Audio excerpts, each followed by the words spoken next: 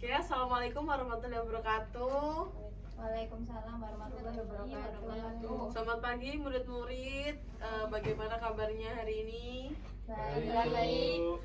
Oke, sebelum mulai pembelajaran pada pagi hari ini, ketua kelas bisa dipimpin berdoa terlebih dahulu ya.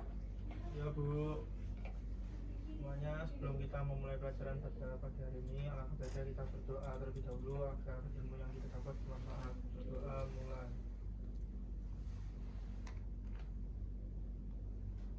Doa selesai. Oke, terima kasih ketua kelas atas pimpinan doanya. Sebelum mulai pada pembelajaran, Ibu ingin mengabsen dulu yang hari ini yang masuk. Untuk Linda, apakah hadir? Hadir Bu. Oke, selanjutnya Dwi Mila, apakah hadir? Hadir. Selanjutnya Muhammad Iqbal, apakah hadir? Oke, selanjutnya Ahmad Firgi, apakah sudah hadir? Hadir. Oke, selanjutnya Nindya Dwi Rahma, apakah hadir? Hadir Bu. Oke, dan yang terakhir ada Atika Rafida, apakah hadir? Hadir Bu. Oke, alhamdulillah ternyata hadir semua ya. Oke, pada pagi hari ini kita akan membahas tentang materi pengoperasian kamera foto. Kenapa sih kita harus belajar mengoperasikan kamera foto? Nah, tujuannya yang pertama, setelah kalian mengikuti pembelajaran pada hari ini, kalian bisa menjelaskan anatomi kamera dan fitur yang ada pada kamera foto. Yang kedua, menganalisis informasi terkait pengoperasian kamera foto.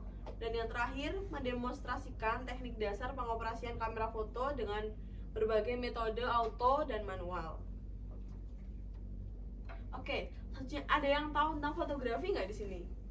Enggak tahu. Belum tahu. Iya. Oke, karena kita kan tadi belajarnya pengoperasian kamera foto ya. Jadi sebelum ke pengoperasiannya kita harus tahu dulu apa sih fotografi itu. Ada yang tahu nih? Ada yang pernah memotret?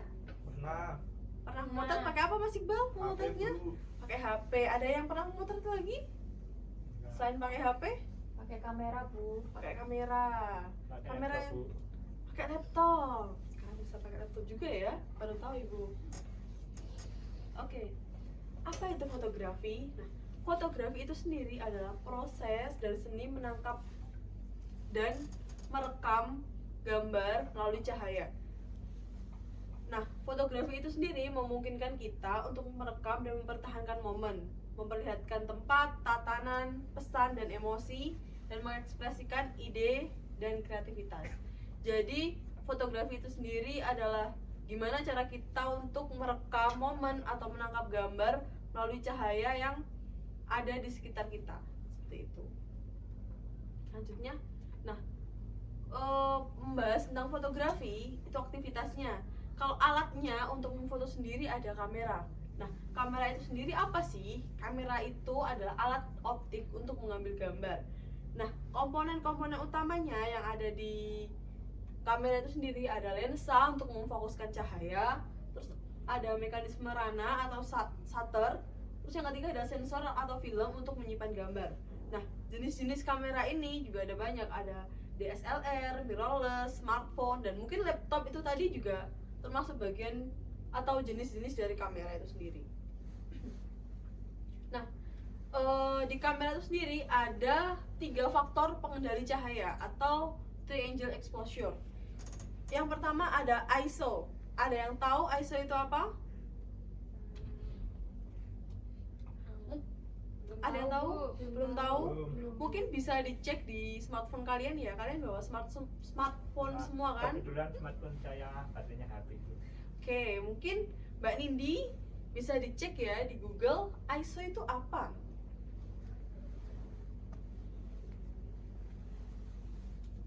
Apakah sudah? Sudah. ISO itu International Organization for Standardization. Oke. Gitu. Benar sekali. ISO itu International Organization of Standardization. Itu di kamera ISO sendiri bertugas untuk mengatur sensitivitas sensor terhadap cahaya. Yang kedua ada shutter speed. Itu berfungsi untuk mengatur lama waktu jendela kamera itu terbuka. Selanjutnya yaitu ada aperture, yaitu ukuran bukaan lensa. Nah, keseimbangan ketiga faktor ini menghasilkan exposure yang tepat. Jadi ketiga ini nggak bisa dipisahkan. Jadi kalau ISO-nya semisal 200 itu shutter speed sama aperturnya harus disesuaikan supaya menghasilkan exposure yang tepat. Seperti itu. Selanjutnya kita bahas di ISO dan shutter speed secara mendalam ya. Nah, ISO sendiri ini tugasnya untuk mengontrol sensitivitas kamera terhadap cahaya. Nah, ISO rendah 1100 sampai 200 itu kualitasnya baik di saat cahayanya terang. Lalu untuk ISO tinggi, contohnya 800 ke atas itu direkomendasikan untuk kondisi yang gelap, tapi ada resiko noise atau titik-titiknya seperti itu. Selanjutnya ada shutter speed. Shutter speed ini tugasnya mengatur lamanya sensor terpapar cahaya. Nah, contohnya kalau shutter speednya 1:1000, ini membekukan gerakan. Jadi gerakan yang cepat itu akan beku karena bukaannya lebih cepat. Seperti itu. Terus yang lambat 1/30 atau lebih itu memberikan efek blur pada gerakan di foto yang diambil. Seperti itu. Selanjutnya ada di aperture. Nah, aperture ini bertugasnya untuk mengontrol jumlah cahaya yang masuk ke kamera. Nah, ini diukur dalam f-stop, contohnya f per 1/8, f per 5/6 dan seterusnya. Nah, angkanya kecil, bukaannya besar dan lebih banyak cahaya yang masuk. Begitu pula kebalikannya. Apabila angkanya besar, berarti bukaannya kecil dan minim cahaya yang masuk. Seperti itu. Sampai sini ada yang mau ditanyakan atau sudah paham? Aman Bu. Paham Bu. Oke. Selanjutnya kita masuk ke komposisi dalam fotografi. Komposisi dalam fotografi ini sendiri yaitu cara menata elemen dalam gambar. Nah, di sini ada contohnya ya. Yang pertama ada rule of thirds. Yang di sini komposisi ini membagi frame gambar menjadi 3 bagian vertikal dan horizontal. Jadi letakkan objek di bagian vertikal dan horizontal dibagi menjadi 3. Seperti ini contohnya ya. Rule of thirds. Selanjutnya ada leading lines. Nah, ini fungsinya untuk apa? Garis-garis dalam gambar yang mengarahkan mata pemirsa ke subjek utama. Jadi fotonya itu nanti yang melihat bisa langsung fokus ke objek utamanya. Seperti itu. Selain dua ini masih banyak komposisi-komposisi lainnya. Mungkin kalian bisa cari di lain waktu ya, supaya menambah ilmu kalian sendiri. Oke, selanjutnya ada di pencahayaan. Ini adalah faktor kunci dalam fotografi. Kalau cahayanya nggak ada, otomatis kan fotonya jadi hitam kan ya, hitam, nggak kelihatan, gelap seperti itu. Nah, jenis cahaya sendiri itu ada 2, ada cahaya alami dan cahaya buatan. Nah, cahaya alami itu ya dari matahari, nggak ada lagi dari matahari cahaya alami. Terus yang kedua ada cahaya buatan, itu contohnya ada flash, lampu, studio dan lain-lainnya. Itu cahaya buatan. Terus arah cahaya juga mempengaruhi mood foto. Contohnya yang pertama front light, nanti detail objeknya terlihat lebih jelas. Terus side light itu menambah tekstur dan dimensi, dan backlight itu menciptakan siluet dan dramatis. Oke, sampai sini ada pertanyaan mungkin? Oke, silahkan Firdi, pertanyaannya. Katanya Bu, Ya.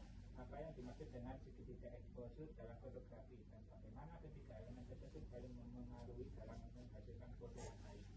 Oke, pertanyaannya sangat bagus. Mungkin ada yang bisa bantu menjawab Ibu di sini? Saya Bu. Oke, silahkan. Segitiga exposure dalam fotografi terdiri dari 3 faktor pengendali cahaya, yaitu ISO, shutter speed, dan aperture. Keseimbangan ketiga faktor ini menghasilkan exposure yang tepat pada foto. Oke, terima kasih Nindya ya. Jawabannya sangat tepat sekali. Ketiga elemen tadi ada ISO, ada apa tadi? Shutter speed, ada aperture, itu sangat berpengaruh dalam fotografi. Ada yang bisa memberikan penguatan nggak dari jawabannya Nindya dan ini? Oh iya, silakan Atika.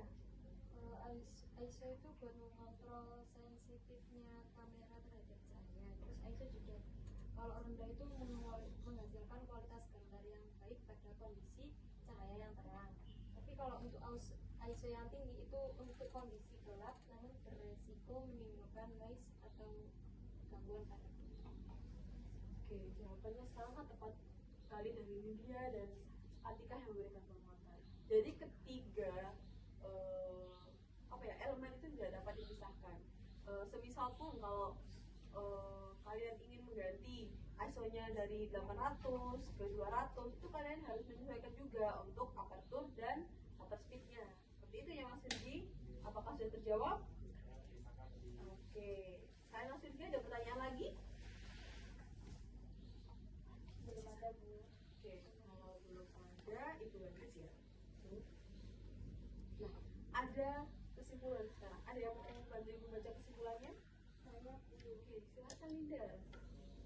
Kesimpulan, fotografi adalah proses dan seni menangkap dan merekam momen, tempat, tatanan, pesan, dan emosi. Kamera sebagai peralatan utama fotografi terdiri dari komponen penting seperti lensa, mekanisme rana, dan sensor. Untuk menghasilkan foto yang baik, fotografi memerlukan pemahaman tentang segitiga exposure, yaitu ISO, shutter speed, aperture, teknik komposisi seperti rule of third dan leading lines, serta penguasaan pencahayaan dengan. Oke, terima kasih Linda atas bantuannya. Jadi, bisa disimpulkan kalau fotografi itu adalah seni menangkap dan merekam momen, tempat, tatanan, pesan, dan emosi. Itu alat utamanya yang digunakan apa? Alat yang digunakan untuk fotografi sendiri itu apa? Kamera. Benar sekali. Oke, untuk materi lebih lanjut kalian bisa scan kode di layar ini untuk menambah materi kalian dan wawasan kalian terkait pengoperasian kamera foto. Oke, dan untuk refleksi silahkan ambil minimal 6 foto dari objek yang sama dengan variasi pengaturan segitiga exposure. Yang pertama, 2 foto dengan variasi ISO rendah dan tinggi. Yang kedua, dengan variasi shutter speed cepat dan lambat. Dan 2 foto dengan variasi aperture, yaitu bukan besar dan kecil. Nah, untuk setiap foto catat pengaturan yang digunakan, ISO-nya, shutter speed-nya, dan aperture-nya. Nah, serta jelaskan efek visual yang dihasilkan dari pengaturan tersebut. Oke, nanti kalau ada yang belum jelas bisa kontak saya. Ini nomor telepon saya yang sudah saya berikan kemarin juga, nanti Instagram saya dan yang lainnya. Oke, terima kasih atas perhatiannya pada hari ini. Sebelum Ibu tutup, mungkin ketua kelas bisa dipimpin berdoa dulu untuk menutup pembelajaran. Ya, seluruh teman-temanku yang bisa mengakhiri pelajaran pada bermanfaat. Doa mulai.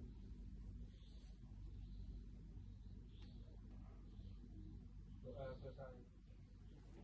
Terima kasih untuk waktunya hari ini.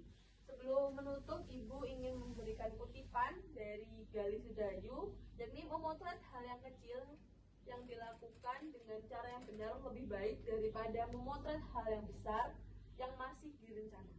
Seperti itu. Terima kasih atas waktunya. Semoga ilmu yang Ibu berikan bermanfaat untuk kalian. Wassalamualaikum warahmatullahi wabarakatuh.